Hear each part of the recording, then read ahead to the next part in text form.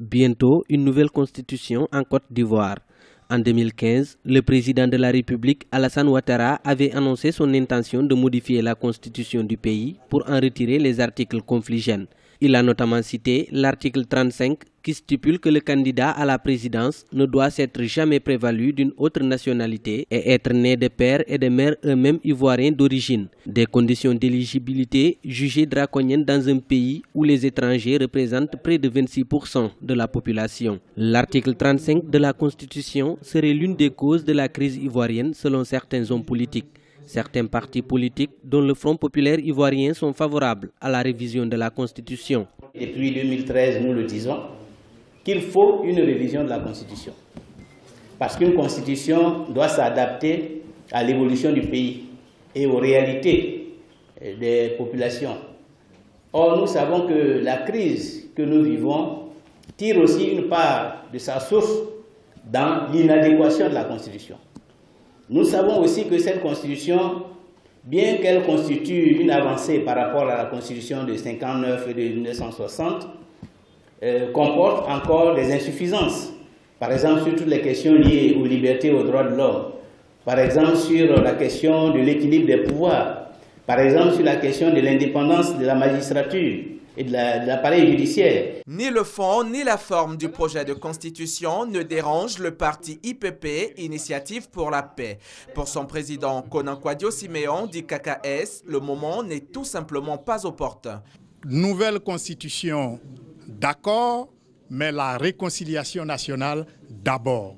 C'est ça l'ordre normal. Je suis donc contre, mais alors là, absolument contre le fait de vouloir passer à une nouvelle république dans le contexte actuel. 10 partis d'opposition défendent la nouvelle constitution. Réunis au sein du collectif de la table ronde des partis d'opposition en faveur d'une nouvelle constitution, ils appellent l'ensemble des acteurs de la vie politique ivoirienne à un consensus national autour de la nouvelle constitution et décident d'agir d'un commun accord pour la bonne fin du processus référendaire dans le respect des institutions républicaines et du civisme. La constitution, c'est le toit de notre maison.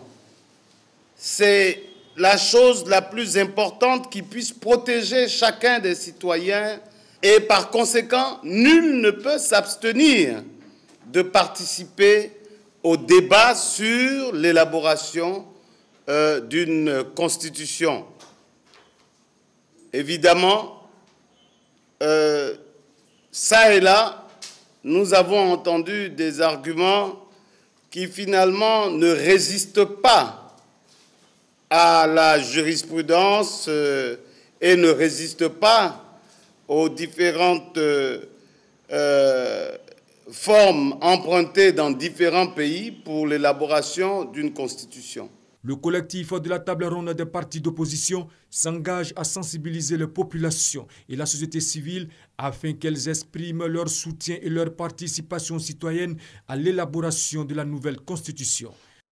Les Ivoiriennes et les Ivoiriens doivent savoir que toute l'opposition n'est pas opposée à cette constitution. Doivent savoir que nous avons été reçus par le comité des experts avec lequel nous avons eu des échanges fructueux et nous attendons de voir le texte final qui a été rendu au chef de l'État. Ce collectif se déclare solidaire pour engager avec le gouvernement toutes les actions inscrites dans l'agenda du cadre permanent de dialogue afin d'obtenir des avancées significatives pour un retour de la paix en Côte d'Ivoire. Et les Ivoiriens, s'ils sont un peuple digne, c'est le 5 octobre qu'ils doivent le manifester. Et après le 5 octobre, jusqu'à la date prévue par le chef de l'État pour sa réforme constitutionnelle. Parce que Ouattara et Bédié, là, mais ils sont en train d'enterrer ils vont enterrer tous les cadres du RDR et du PDCI avant de s'en aller. Après eux, ce sera le déluge. Et les cadres les suivent, mais ils vont les connaître parce qu'ils ne pensent jamais, ils ne pensent pas l'après. Eux. Après eux, c'est eux. Et cette constitution qu'ils font, c'est pour eux-mêmes. La constitution, là, c'est pour Bédié et Ouattara. Parce qu'ils ont envie d'être candidats en 2020. C'est pourquoi Ouattara veut une nouvelle constitution, pour pouvoir être candidat en 2020. Parce que c'est une nouvelle constitution. Et c'est pourquoi il a levé la limite d'âge supérieur. Et c'est la contrepartie qu'il a cédé à Bédié. Pour que lui aussi, s'il a envie d'être candidat, il puisse l'être. Donc tout ce qui est fait là, c'est pour eux-mêmes. Ouattara est à la fin de ce mandat. De son deuxième mandat, ça va finir. Il n'a plus la possibilité d'être président de la République ou d'être candidat. Mais avec cette constitution, il s'est donné les moyens d'être de nouveau candidat en 2020. La constitution actuelle dit qu'après 75 ans, aucun citoyen ne peut briguer la magistrature suprême. Ouattara fait sauter cette disposition. Il dit que ça vient de Marcoussi, d'accord, mais tout ce qui vient de Marcoussi, et s'il avait commencé à appliquer cela, ça aurait été bien. La nouvelle armée vient de Marcoussi, le désarmement vient de Marcoussi, la déclaration des biens et de la fortune du président de la République vient de Marcoussi, mais Ouattara n'a rien fait de tout cela. Il fait sauter les 75 ans, et puis désormais, en 2020, rien ne l'empêche d'être de nouveau candidat. Simplement, comme la loi n'est pas rétroactive, il se dira que lui, il est à son premier mandat de la Troisième République. Et puis, le tour est joué. C'est tout ça qui fait dire qu'on ne doit pas laisser cette constitution. Mobiliser les Ivoiriens afin de voter en faveur du projet de nouvelle constitution du pays, c'était l'objectif du président de la République Alassane Ouattara en se rendant au stade Félix Houphouët-Boigny au Plateau pour le lancement de la campagne en faveur du oui au référendum constitutionnel. Le chef de l'État avait un soutien de poids en la personne d'Henri Konan Bédié, président du PDCI, Parti démocratique de Côte d'Ivoire. Le PDCI est le principal allié du chef de l'État au sein de la coalition au pouvoir. Son approbation a permis le vote du projet de loi sur la Constitution à 96% des voix des députés. Le chef de l'État souhaite un soutien sans faille des électeurs. Je ne suis pas venu pour asseoir un pouvoir. Je suis venu pour partager le pouvoir avec toutes les femmes et tous les hommes de compétence. Et c'est pour cela que nous avons un poste de vice-président.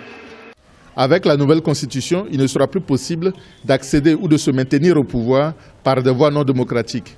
Pour le président du PDCI, la Côte d'Ivoire a le devoir de moderniser ses institutions après plus de 50 ans de fonctionnement.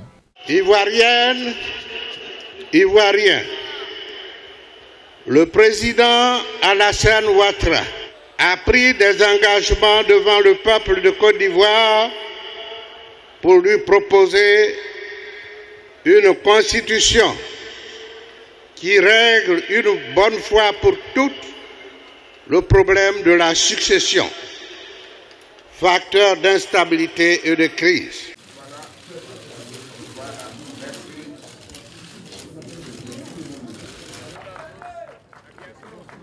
Nous attendons à ce que les populations sortent nombreuses pour voter massivement le oui au référendum.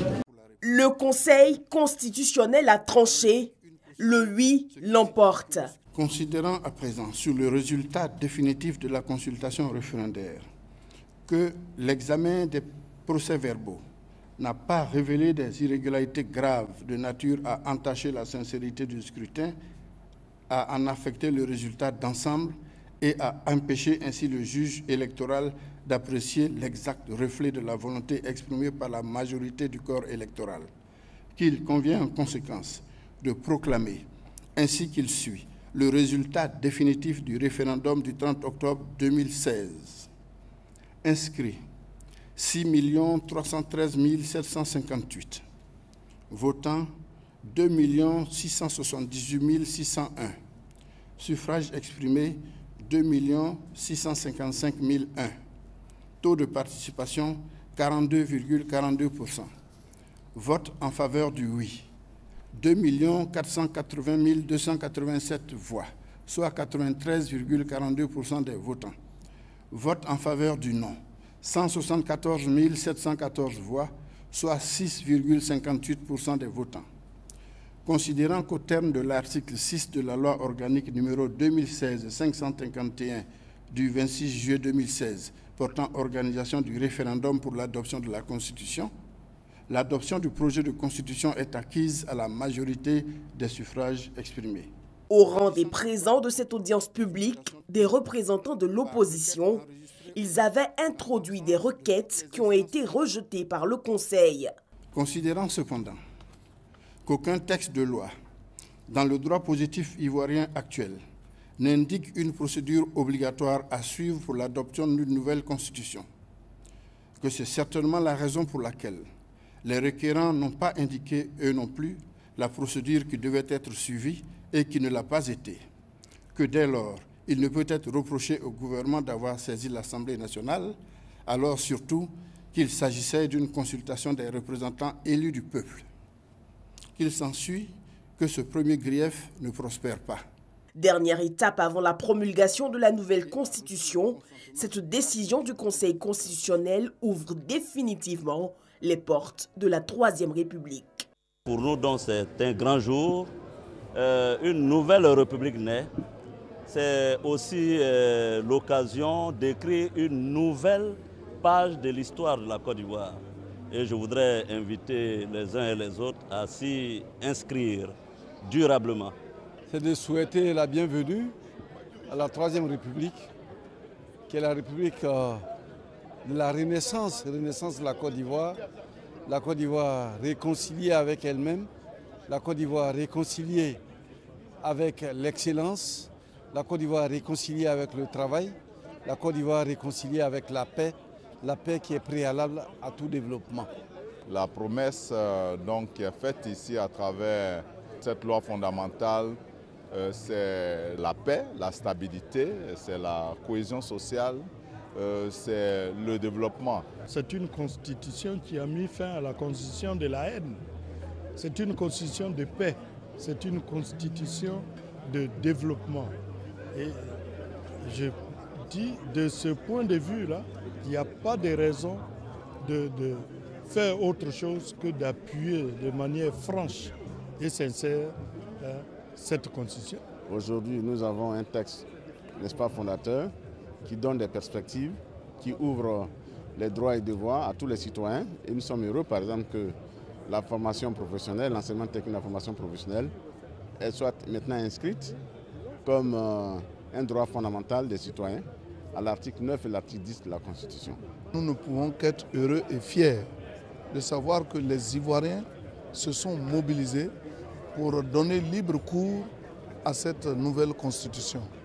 Et le président vient donc poser l'acte salutaire qui nous engage dans cette nouvelle République. En tant que membre du gouvernement et en tant que porte-parole du RHDP, pour les engagements que nous avons pris, je ne peux qu'être heureux et fier. Nous sommes désormais donc lancés dans la Troisième République. Cette Troisième République qui pour nous sera l'occasion d'une paix durable et d'un développement de notre pays. Ce sera l'occasion du rassemblement de tous les enfants de la Côte d'Ivoire. Je voudrais m'en féliciter. 50 années d'histoire sont derrière nous. 50 ans, c'est un demi-siècle d'histoire. Il était temps de fermer la parenthèse et d'ouvrir une nouvelle parenthèse de la Troisième République. Donc il faut donc rendre hommage au président de la République, son excellence Alassane Ouattara, et dire un grand merci au président Bédié qui l'accompagne dans cette démarche. Aujourd'hui, la Troisième République est là. Il faut lancer un appel à tous les Ivoiriens afin que nous puissions nous rassembler autour de cette Troisième République pour que nous puissions aller en avant dans la paix, dans la sérénité et réaliser l'émergence tant prônée par le président de la République, son excellence Alassane Ouattara.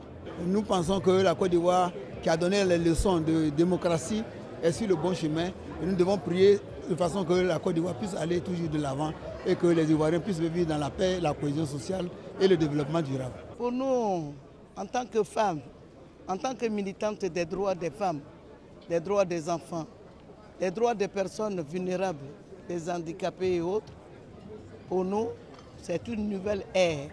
Donc à partir d'aujourd'hui, nous rentrons en activité pour revendiquer la mise en œuvre, l'application de ces droits. Nous, les guides religieux, nous sommes heureux Et nous allons toujours persévérer dans la prière pour que cette troisième république, Dieu fasse que cette troisième puisse prospérer davantage dans la paix, dans la stabilité, dans l'égalité. Et que Dieu lui-même inspire le chef de l'État, qui a fait que nous avons eu cette troisième république, d'une sagesse et de l'intelligence, pour que tout ce qui va entreprendre puisse avoir de succès et de suite maintenant. C'est une journée très importante dans la vie de la Côte d'Ivoire. Et puis cette nouvelle constitution qui vient d'être adoptée est une avancée notable. Parce que par rapport à celle de 2000, je pense que nous devons nous parfaire tous les jours. Je pense que Dieu même nous demande de nous parfaire toujours, de l'adorer tous les jours pour qu'il puisse nous augmenter en bienfait. Je pense que c'est un bienfait de la Côte d'Ivoire.